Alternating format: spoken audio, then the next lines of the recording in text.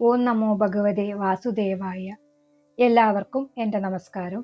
ഞാനിന്ന് പറയാൻ പോകുന്നത് ധ്രുവചരിതത്തിൽ ധ്രുവൻ തപസ് ചെയ്യാനുള്ള കാരണത്തെക്കുറിച്ചാണ്. ശ്രീ മൈത്രേയർ പറഞ്ഞു, ബ്രഹ്മാവിന്റെ പുത്രനായ സ്വയംഭുമനുവിന്റെ പുത്രിമാരുടെ വംശവിസ്താരത്തെ പറഞ്ഞ ശേഷം പുത്രന്മാരുടെ വംശത്തെ പറയുന്നു. ആദ്യമായി ഉത്താനപാദന്റെ വംശത്തെ പറയാം. ഉത്താനപാദന് സുനീതി, സുരുചി എന്ന 2 ഭാര്യമാരുണ്ടായിരുന്നു. സുനീതിക്ക് ധ്രുവനും സുരുചിക്ക് ഉത്തമനും പുത്രന്മാരായി ഉണ്ടായി. രാജാവ് സുരുചിയെ അധികം പ്രിയത്തോടുകൂടി ബഹുമാനിച്ചു. അത്ര തന്നെ സ്നേഹിക്കാത്ത സുനീതിയെ ഉപേക്ഷാബുദ്ധിയോടുകൂടി പ്രത്യേകം താമസിപ്പിച്ചു. ഒരു ദിവസം രാജാവ് ഉത്തമനെ മടിയിലിരുത്തി ലാളിച്ചുകൊണ്ട് സിംഹാസനത്തിലിരുന്ന് സുരുചിയുമായി സല്ലപിക്കുകയായിരുന്നു. അപ്പോൾ ധ്രുവനും അവിടെ വന്നു. ഉത്തമനെ പോലെ തനിക്കും അച്ഛൻ്റെ മടിയിലിരിക്കണമെന്ന് ആഗ്രഹിച്ച് അടുത്തു ചെന്നു. സ്ത്രീലോലനായ രാജാവ് സുരുചിയുടെ അനിഷ്ടത്തെ ഭയന്ന് ധ്രുവനെ ആദരിച്ചില്ല. പിതാവിന്റെ അഭിപ്രായമറിയാതെ ആ ബാലൻ മടിയിൽ കയറാൻ ഭാവിച്ചു. അത് സുരുചിക്ക് രസിച്ചില്ല. ഭർത്താവ് തനിക്ക് വശനാണെന്നുള്ള ഗർവത്തോടുകൂടി ധ്രുവനോട് പറഞ്ഞു, വത്സ, നിന്റെ മോഹം നന്നല്ല. നിനക്ക് രാജാവിന്റെ മടിയിലിരിക്കാൻ അർഹതയില്ല. കാരണം നീ എൻ്റെ ഗർഭത്തിലല്ലല്ലോ ജനിച്ചത്. കൊച്ചുകുട്ടിയായ നിനക്ക് എന്തറിയാം? രാജാവിന്റെ പുത്രനാണെങ്കിലും അന്യ സ്ത്രീയിൽ ജനിച്ചതിൽ രാജാവ് നിന്നെ തൊടുകയില്ല. ഏതായാലും നിന്റെ മോഹം സാധിക്കാൻ ഒരു വഴി പറഞ്ഞു തരാം. ശ്രീ നാരായണനെ തപസ് ചെയ്ത് സന്തോഷിപ്പിക്കണം. ഭഗവാന്റെ അനുഗ്രഹം സമ്പാദിച്ച് എൻ്റെ വയറ്റിൽ നിന്നും ജനിക്കണം. എന്നാൽ നിനക്കും ഉത്തമനെ പോലെ രാജാസനത്തിലിരിക്കാം. അതല്ലാതെ ഈ ജന്മത്തിൽ നിന്റെ മോഹം സാധ്യമല്ല. ഈ ക്രൂരവാക്കുകളെ സ്ത്രീജിതനായ രാജാവ് കേട്ടിട്ടും സുരുചിയെ പേടിച്ച് ഒന്നും മിണ്ടിയില്ല. ചെറിയമ്മയുടെ വാക്ഷരങ്ങൾ ധ്രുവന്റെ പിഞ്ചു ഹൃദയത്തെ വല്ലാതെ മുറിപ്പെടുത്തി. അച്ഛനെങ്കിലും ഒരു ആശ്വാസവാക്ക് പറയുമെന്ന് ആശിച്ചു.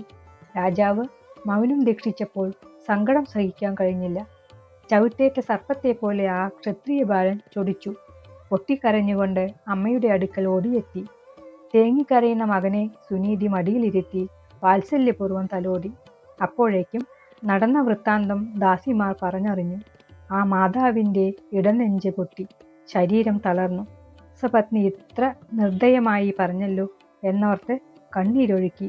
രാജാവിൽ നിന്നും ഒരു പരിഹാരവും ഉണ്ടാവുകയില്ലെന്ന് അവൾക്കറിയാം. തൻ്റെ ഹൃദയവേദനയെ പുത്രനെ അറിയിക്കാതെ പറഞ്ഞു, ഓമനെ, കരയാതിരിക്കൂ. നമ്മെ ആരെങ്കിലും ദുഃഖിപ്പിച്ചാലും അവരിൽ ദോഷം ആരോപിക്കരുത്. നമ്മുടെ ദുഃഖങ്ങൾക്ക് കാരണം നമ്മുടെ പൂർവകർമ്മങ്ങളാണ്, അന്യരല്ല.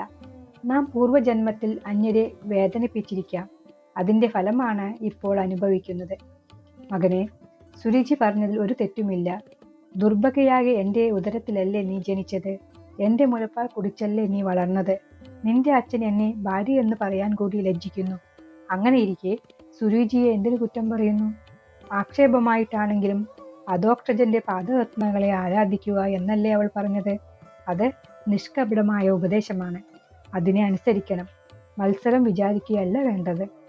ഭഗവാനെ വിചാരിച്ചാൽ സകല ശ്രേയസ്സും ഉണ്ടാവും. പരമജ്ഞാനികളും യോഗികളും സേവിക്കുന്നത് ആ വിശ്വേശ്വരന്റെ പാദപത്മങ്ങളെയാണ്. ശ്രീചരണ സേവ കൊണ്ടാണ് ബ്രഹ്മാവ് പരമേഷ്ടപദം പ്രാപിച്ചത്. നിന്റെ മുത്തച്ഛനായ മനുവും ആ പാദസേവ ചെയ്താണ് ഇഹലോക സുഖങ്ങൾ അനുഭവിച്ചതും മോക്ഷം പ്രാപിച്ചതും. അതിനാൽ ആ ആശ്രിതവത്സനെ തന്നെ നീയും അനന്യഭാവത്തോടുകൂടി ഭജിക്കുക. കുഞ്ഞെ, നിന്റെ സങ്കടം തീർക്കാൻ ശക്തനായി ആ താമര സാക്ഷസനെ അല്ലാതെ മറ്റാരെയും ഞാൻ കാണുന്നില്ല. പെറ്റ മാതാവും ഇങ്ങനെ പറഞ്ഞപ്പോൾ സുഹൃതിയായ ധ്രുവന് സംശയമൊന്നും ഉണ്ടായില്ല. ദൃഢചിത്തനായി രാജധാനിയിൽ നിന്ന് ഇറങ്ങി തിരിച്ചു. ദുഃഖിതരെ ആശ്വസിപ്പിച്ച് കൃഷ്ണപാദങ്ങളിൽ എത്തിക്കുവാൻ കാരുണ്യവും സാമർഥ്യവുമുള്ള ശ്രീ നാരദ ഭഗവാൻ അതറിഞ്ഞ് ബാലന്റെ സമീപത്തെത്തി. സർവപാപങ്ങളെയും പോക്കാൻ ശക്തമായ തൻ്റെ കരകമലത്തെ അവൻ്റെ ശിരസിൽ വെച്ച് അനുഗ്രഹിച്ചിട്ട് പറഞ്ഞു, ആശ്ചര്യം, ആശ്ചര്യം! ക്ഷത്ര തേജസ്സിന്റെ പ്രഭാവം കണ്ടില്ലേ? ചെറിയമ്മയുടെ വാഗ്ബാണം ഇവന്റെ ഉള്ളിൽ ബലമായി തറച്ചിരിക്കുന്നു. കുഞ്ഞെ, നിനക്ക് മാനവും അപമാനവും തിരിച്ചറിയാറായിട്ടില്ലല്ലോ. സുഖദുഃഖങ്ങൾക്ക് കാരണം അവരുടെ കർമ്മങ്ങളാണ്, അന്യരാരും കാരണക്കാരല്ല. അതിനാൽ പ്രാരബ്ധാനുസരണം വരുന്നതെല്ലാം എവിടെ നിന്നാലും ഭഗവാൻ തരുന്നതാണെന്നറിഞ്ഞ് സന്തോഷത്തോടുകൂടി സ്വീകരിക്കണം. സർവേശ്വരനെ സേവിച്ച് പ്രസാദിച്ചാൽ ദുഃഖനിവൃത്തി വരുമെന്ന് നിന്റെ അമ്മ ഉപദേശിച്ചത് ശരി തന്നെ. നീ അതിനാഗ്രഹിക്കുന്നതും നല്ലതു തന്നെ. അതത്ര എളുപ്പമാണെന്നാണോ നിന്റെ വിചാരം? അതെത്രയോ പ്രയാസകരമാണ്. മഹാമേധാവികളായ മുനിമാർ ബഹുജന്മങ്ങളിൽ സമാധി യോഗം അനുഷ്ഠിച്ചിട്ടും യാതൊരു ഭഗവാന്റെ പദവിയെ അറിയുന്നില്ലയോ? കൊച്ചുകുട്ടിയായ നിനക്ക് എങ്ങനെ അതറിയാൻ സാധിക്കും? അതിനാൽ ഈ നിർബുദ്ധ ബുദ്ധി ഉപേക്ഷിച്ചിട്ട് തൽക്കാലം മടങ്ങിപ്പോവുക. പ്രായവും കാലവും അനുകൂലമാകുന്നതുവരെ ക്ഷമിച്ചിരുന്നിട്ട് പിന്നീട് പ്രയത്നിച്ചാൽ നിന്റെ ആഗ്രഹം സഫലമാകും. അതുവരെ ഗൃഹത്തിൽ നേരിടുന്ന സുഖദുഃഖങ്ങളെ സഹിച്ചിരിക്കണം. ക്രമേണ മനഃശാന്തി കൈവരും. അടുത്ത ഭാഗത്തിൽ പറയാൻ പോകുന്നത് നാരദരുടെ ഉപദേശത്തിന് ധ്രുവന്റെ മറുപടിയെക്കുറിച്ചാണ്.